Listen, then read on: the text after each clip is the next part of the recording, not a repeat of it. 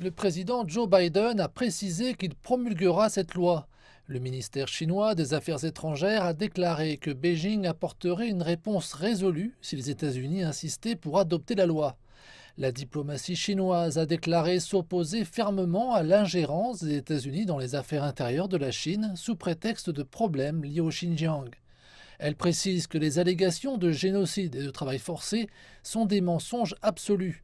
Interrogé sur le nouveau projet de loi de Washington avant son adoption au Sénat, le porte-parole du ministère chinois des Affaires étrangères a accusé les États-Unis d'avoir recours au travail forcé.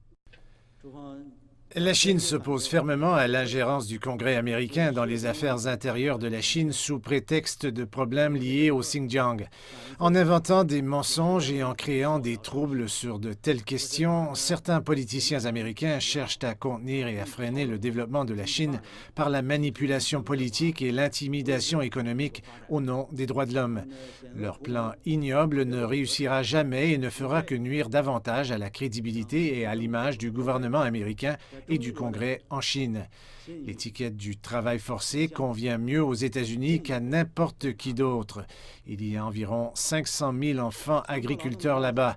Environ 240 000 à 325 000 femmes et enfants sont victimes d'esclavage sexuel. Chaque année et au cours des 5 dernières années, jusqu'à 100 000 personnes ont été victimes de la traite aux États-Unis pour le travail forcé. Les États-Unis devraient faire face aux graves problèmes du travail forcé sur le sol et le résoudre. Nous, les Chinois, disons souvent qu'à l'image d'une figurine en argile qui ne supporte pas l'eau de pluie, les mensonges ne peuvent supporter un examen minutieux. Les accusations de génocide et de travail forcé au Xinjiang sont le plus gros mensonge du siècle, mais elles deviennent politiquement correctes à lancer aux États-Unis.